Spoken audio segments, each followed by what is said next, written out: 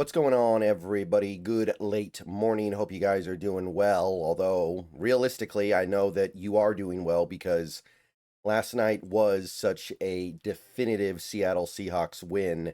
And obviously, there's plenty of stuff that we as Seahawks fans want to talk about from that game. But once again, I'm going to talk about something that might seem a little bit off the point from last night.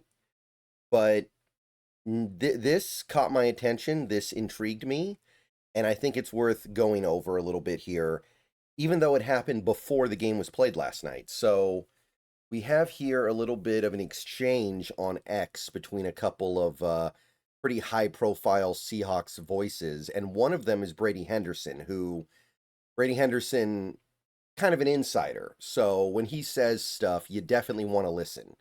He's not just guessing here. He's working with some degree of inside info. Be right back. All right, guys, let's take a minute so I can tell you about Sleeper, a one-stop shop for all your sports needs. You can celebrate and chat on sports games in real time with other users. You can get the fastest scores, blazing fast sports news and sports alerts right at your fingertips. And of course, you can use Sleeper to play in fantasy leagues and win real money on picks contests. This is the way sports were meant to be enjoyed together. So download Sleeper today.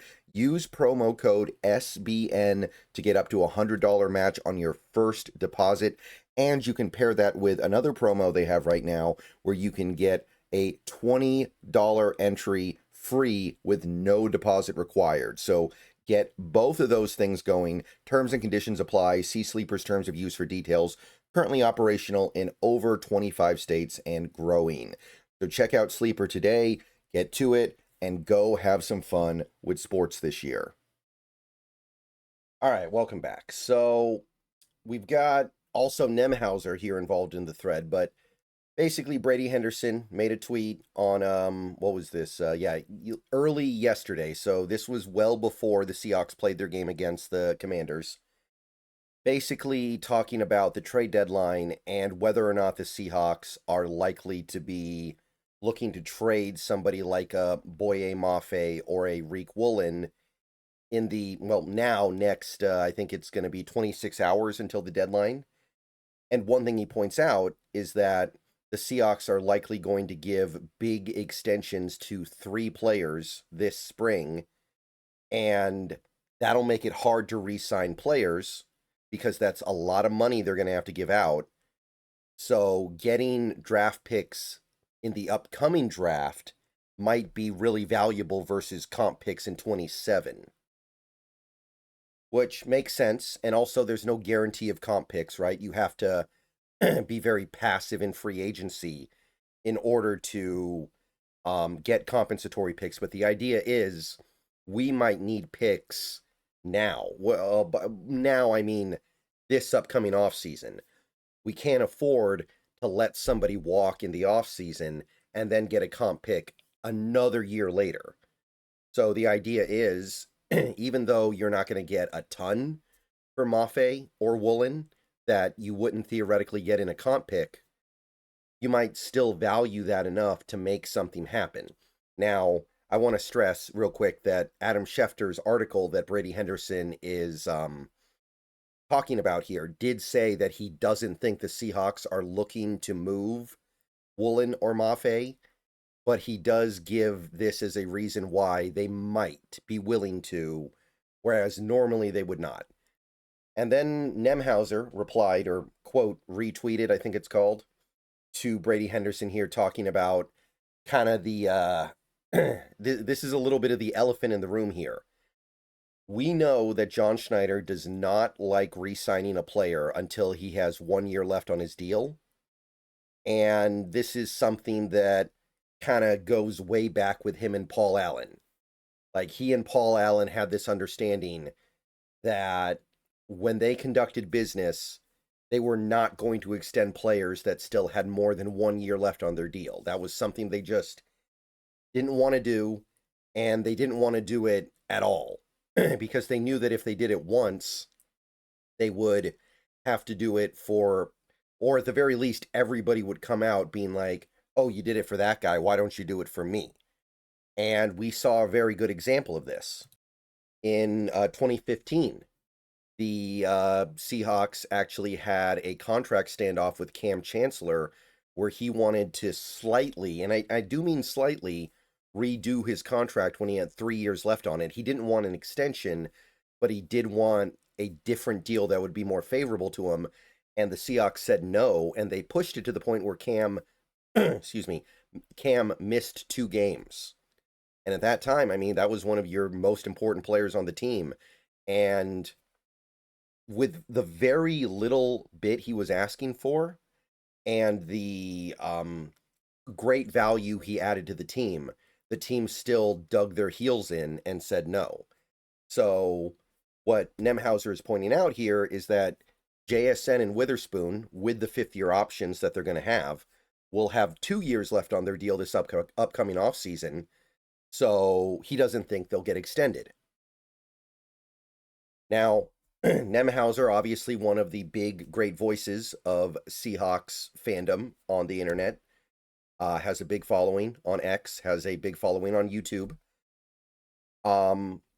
Brady Henderson, though, I would say that of the two, if you were to put Nemhauser and Henderson up next to each other, you'd say both guys, and as far as trying to follow Seahawks stuff, have their strengths and weaknesses. They do things differently. But Brady Henderson is more likely to be the guy who has inside information, and he replied to the Nemhauser tweet with, "Be ready to be surprised." And usually Brady Henderson doesn't do stuff like this. Like, I've been aware of Brady for a while. I don't follow him because I don't really follow very many people on X. I use lists because it's easier. And Brady Henderson usually doesn't like tweet stuff like this in my experience. He doesn't usually kind of editorialize. He's more about just giving you the facts and the information. He's usually not big on stuff like this where he actually engages with people directly, in my experience. And this caught my attention a little bit because it sounds like he knows something. It sounds like he knows something with regards to how this team is going to handle JSN and Witherspoon. Now, obviously, we're not talking about Cross. Cross is going to have 1 year left on his deal in this upcoming offseason. He very likely will get extended because that's how the Seahawks normally do things. But what he's saying here, be ready to be surprised, is he thinks they're also going to extend JSN and Witherspoon. So that's obviously he could be wrong. The Seahawks could change their mind.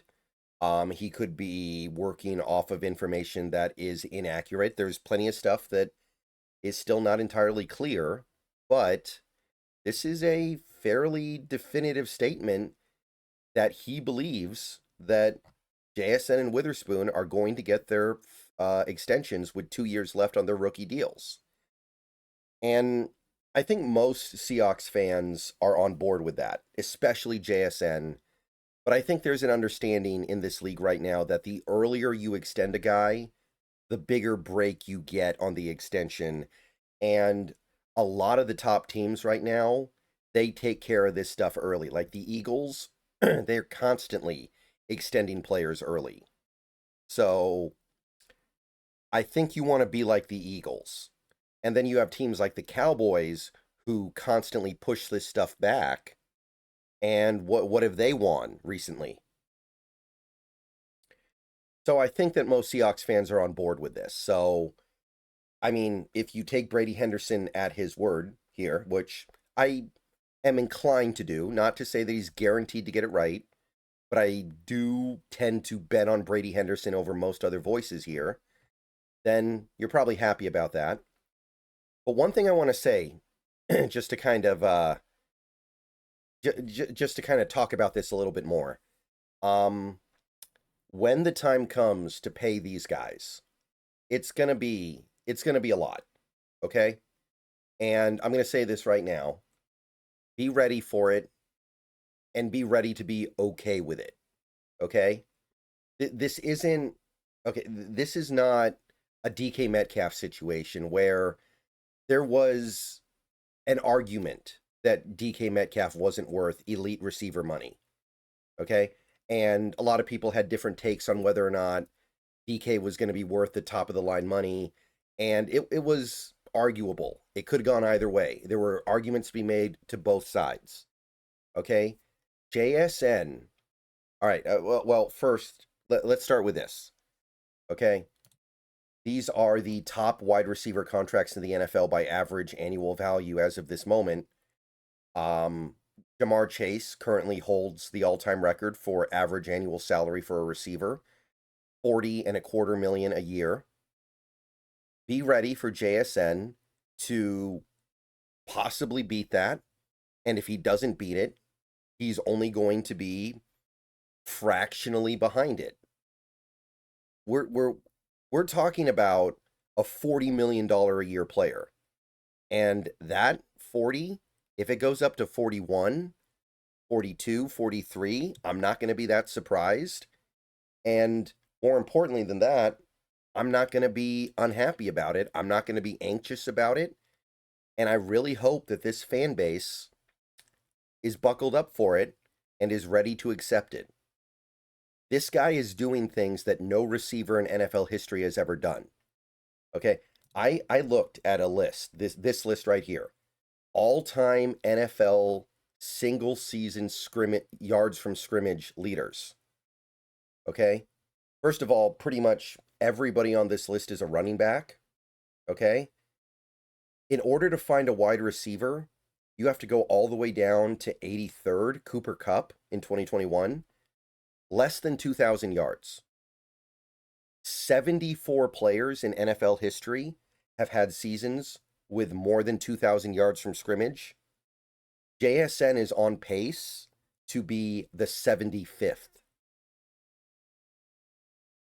If he does it, and he's currently on pace to do it, just with receiving yards. He also has some rushing yards this year that are going to push him over the finish line. By the way, we're halfway through the year. We're not 3 games into the year, and this is just stupid. No, he could really do this. He would be the first receiver in NFL history to go over 2,000 yards from scrimmage in a season. The first. Never been done before by any wide receiver. Only done by running backs.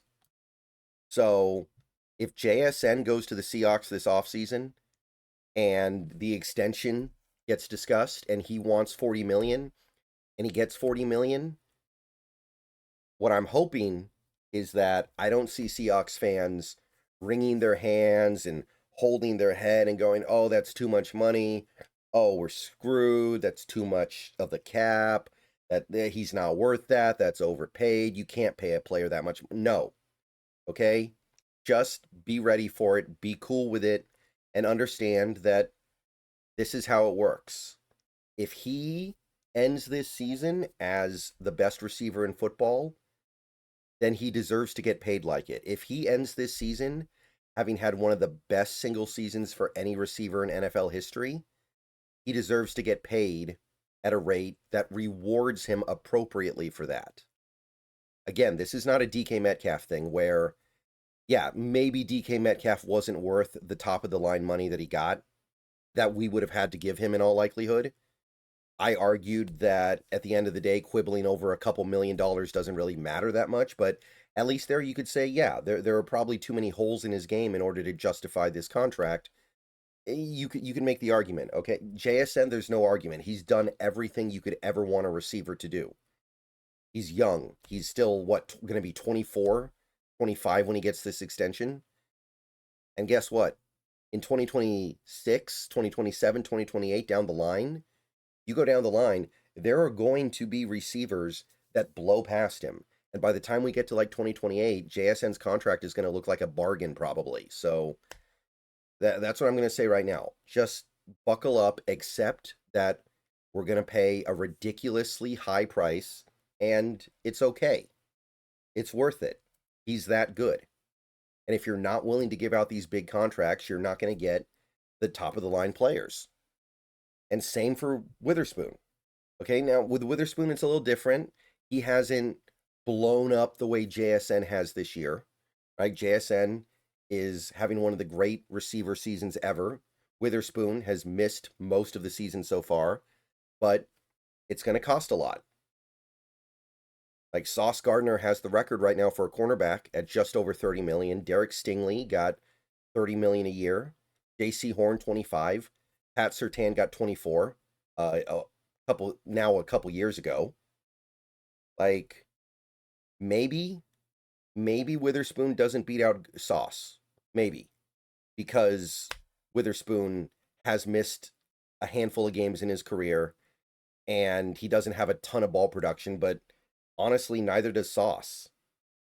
And Sauce has holes in his game too, right? He's not a big takeaway guy. Sauce, some people legitimately think he's not even that good of a player at this point, right? Derek Stingley, he got this extension. He hasn't looked that great so far this year, right? Deron Bland got $22.5 million a year, and arguably he's not even good. Jalen Ramsey got a massive extension, and he looks pretty washed up. Like, look at some of these players. Like, Marshawn Lattimore, that's an old contract at this point, granted, right? 2021, but he's not even really a good player anymore. Same for Marlon Humphrey. So this is how this works. It's a ladder. Things go up over time. Yeah, maybe Witherspoon isn't the best cornerback in the league, but he is the next elite cornerback to get paid. And Witherspoon is an elite corner. I know he only has one interception, but he's made 2 Pro Bowls, and we see a big difference between him and anybody else that is on the field from week to week. So, again, be ready for it. You're probably looking at about 30 million a year for Witherspoon. Maybe you get a little bit of a break and it's like 28, but I don't think it's going to be less than that. Unless he gets hurt again this year, I think you are looking at about 29 to 30 million a year for Witherspoon, minimum.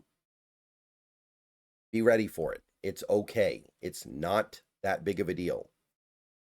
If you want to be an elite team, you need to have elite players. And if you want to have elite players, you got to pay them elite money. So buckle up. That's one thing I want to say at the end of this video here, because I think that over the last several years, Seahawks fans have kind of really gotten, they're hyper aware of the salary cap in the NFL. And that's a good thing. But I think that it's been pushed too far to where we as fans act like the money is coming out of our pocket. It's not. Maybe in some like chain of events type thing, you could argue that it is, but realistically, it's not. All right, it's the team's problem. Let the team worry about it. So just be grateful we have these great players. All right, see you guys later. Go Hawks. Let me know what you think.